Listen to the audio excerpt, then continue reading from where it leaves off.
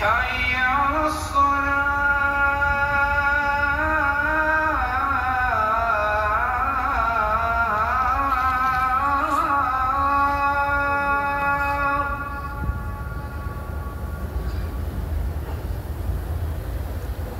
حي على الصلاة.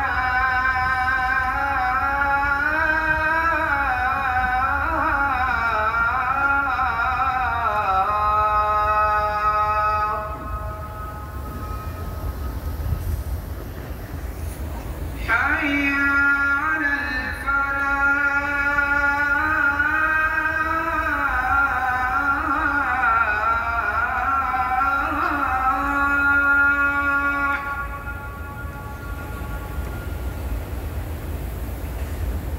حي على الفلاح.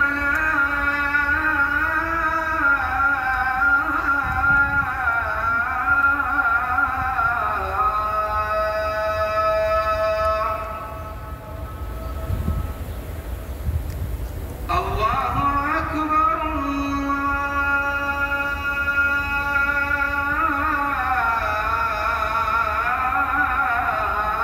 الله أكبر.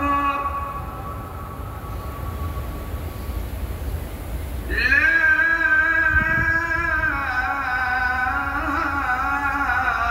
إله إلا الله.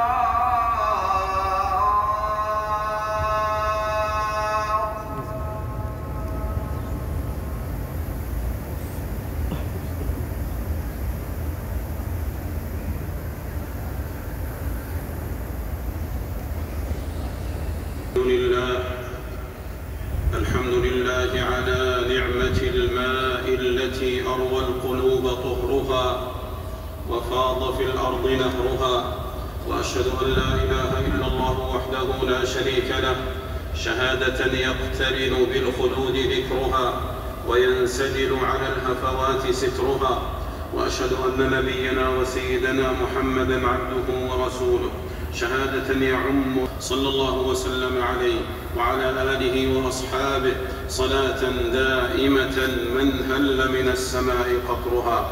أما بعد، فيا أيها المسلمون، اتقوا الله وأحسنوا العمل وبادروا بالتوبة قبل حلول الأجل.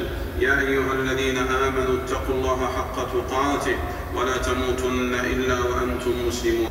أيها المسلمون، الماء هبة البارئ الكريم، أنزله وجعله سقيا للخلق، يتخلل ويتسلسل وينهمر وينصب، فتخضر بغدرانه الأرض ويضحك بتهتانه الروع، يروي الهضاب والآكام ويحيي النبات والسوام ويسقي الخلق والأنام، يبوح بأسراره صفاؤه ويلوح بإعجازه نقاؤه، وينطق بآيته سهولته وعذوبته وإرواؤه. وكل شراب وإن رق وصفا وعذب وحلا فليس يعوض منه ولا ينوب عنه. ولما كان الماء حياة الأنفس، كانت العرب تستعير في كلامها الماء لكل ما يحسن منظره وموقعه ويعظم قدره ومحله، فتقول: ماء الوجه وماء الشباب وماء النعيم وماء الحياء وماء الحياة. وصدق الله، ومن أصدق من الله قيلا. وجعلنا من الماء كل شيء حي، أفلا يؤمنون؟ أيها المسلمون، وسقي الماء عنوان الرحمة وآية الإحسان، وصدقة مباركة طيب الأرواح ريها وأحيا النفوس قطرها. وكانت سقاية الحاج مأثرة من مآثر العرب ومفخرة من مفاخرهم. فعن عبد الله بن عمرو رضي الله عنه أن رسول الله صلى الله عليه وسلم قال: ألا إن كل مأثرة كانت في الجاهلية تذكر وتدعى من دم أو مال تحت قدمي إلا ما كان من سقاية الحاج وسدانة البيت. أخرجه أبو داود. أيها المسلمون، وقد وردت الأحاديث الصحاح في فضل السقاية وتفخيم شأنها وتعظيم قدرها. فعن ابن عباس رضي الله عنهما أن رسول الله صلى الله عليه وسلم أتى زمزم وهم يسقون ويعملون فيها، فقال: اعملوا فإنكم على عمل صالح. ثم قال: لولا أن تغلبوا لنزلت حتى أضع الحبل على هذه، يعني عاتقه، وأشار إلى عاتقه. أخرجه البخاري. وعن جابر رضي الله عنه أن النبي صلى الله عليه وسلم قال: انزعوا بني عبد المطلب، فلولا أن يغلبكم الناس على سقايتكم لنزعت معكم، فناولوه دلوا فشرب منه. رواه مسلم. قال النووي: وفيه فضيلة العمل في هذا الاستقاء.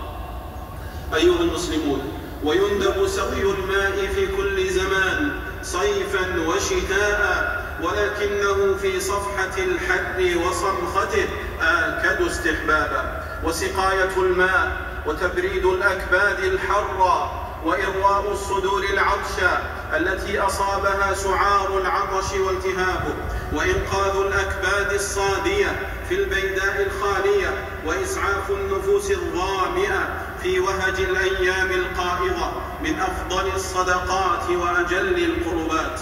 عن أبي هريرة رضي الله عنه عن النبي صلى الله عليه وسلم قال: ليس صدقة أعظم أجرا من ماء. رواه البيهقي. وعن سعد بن عبادة رضي الله عنه قال: قلت يا رسول الله إن أمي ماتت فأي الصدقة أفضل؟ قال: الماء. فحفر بئرا وقال: هذه لأم سعد. رواه أبو داود وابن ماجه. وعند الطبراني في الأوسط: أفينفعها أن أتصدق عنها؟ قال: نعم، وعليك بالماء. وعن ابن عباس رضي الله عنهما شك الراوي وقال: أظنه رفعه. قال: في ابن آدم 60 و300 سلامة أو عظم أو مفصل، على كل واحد في كل يوم صدقة، كل كلمة طيبة صدقة، وعون الرجل أخاه صدقة، والشربة من الماء يسقيها صدقة، وإماطة الأذى عن الطريق صدقة. أخرجه البخاري في الأدب المفرد. وعن أبي ذر رضي الله عنه قال: قال رسول الله صلى الله عليه وسلم: وإفراغك من دلوك في دلو أخيك لك صدقة. أخرجه الترمذي. وعن العرباض بن سارية رضي الله عنه قال: سمعت رسول الله: تذكروا من أجبرهم الجفاف ونضوب الآبار على ترك منازلهم وقراهم، قد أصابهم من العيش ضفف وجفف وشظف وتلف، وهم يستسقون فضل المحسنين فاستنقذوهم وأعينوهم. فعن أبي هريرة رضي الله عنه ابن خزيمة: سهل الشرائع تروى الحائمات به، سهل الشرائع تروى الحائمات به، إذا العطاش رأوا أوضاحه وردوا، تظل فيه بنات الماء أنجية، وفي جوانبه الينبوت والحصد. أقول ما تسمعون وأستغفر الله فاستغفروه، ويا فوز المستغفرين. أشهد أن نبينا وسيدنا محمدا عبده ورسوله، من اتبعه كان على الهدى ومن عصاه كان في الغواية والردى، صلى الله عليه وعلى آله وأصحابه صلاة تبقى وسلاما يترى.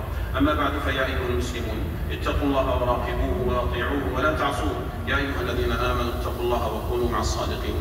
أيها المسلمون، ومن فضل الماء في بئره المملوكة له عن حاجته وحاجة عياله وماشيته وزرعه، فيشرع في حقه بذله لغيره بغير ثمن ولا عوض ولا بيع. وذهب جماعة من الفقهاء إلى أنه مأمور ببذله على وجه الإيجاب لا الاستحباب، كما قال الناظم: وبذل فضل الماء جاء في الشرع، لزومه حتى لسقي الزرع، هذا ولو منبعه مملوك، غني الطالب أو صعلوك. لحديث جابر رضي الله عنه قال: نهى رسول الله صلى الله عليه وسلم عن بيع فضل الماء. رواه مسلم. وعن أبي هريرة رضي الله عنه أن النبي صلى الله عليه وسلم قال: وابن السبيل أول شارب، أخرجه أحمد. والمعنى أن صاحب البئر إذا أخذ حاجته لم يجز له منع ابن السبيل. وعن أبي هريرة رضي الله عنه عن النبي صلى الله عليه وسلم قال: ثلاثة لا ينظر الله إليهم يوم القيامة ولا يزكيهم ولهم عذاب أليم: رجل كان له فضل ماء ورجل منع فضل ماء فيقول الله: اليوم أمنعك فضلي كما منعت فضل ما لم تعمل يداك. وصلوا وسلموا على أحمد الهادي شفيع الغرة، فمن صلى عليه صلاة واحدة صلى الله عليه بها 10. اللهم صل وسلم بشير الرحمة والثواب ونذير السطوة والعقاب الشافع المشفع يوم الحساب. اللهم صل عليه وعلى جميع الآل والأصحاب.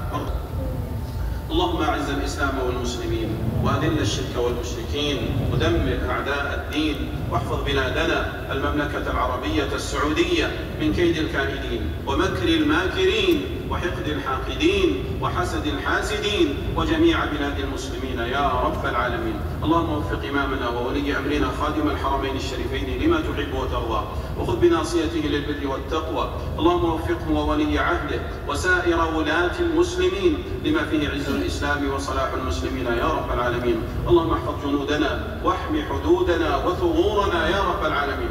اللهم اشف مرضانا وعاف مبتلانا وارحم موتانا برحمتك يا ارحم الراحمين. اللهم اغثنا، اللهم اغثنا، اللهم اغثنا، اللهم انزل علينا الغيث، اللهم انزل علينا الغيث، اللهم انزل علينا الغيث ولا تجعلنا من القانطين برحمتك يا ارحم الراحمين. اللهم اجعل دعاءنا مسموعا ونداءنا مرفوعا يا كريم يا عظيم يا رحيم.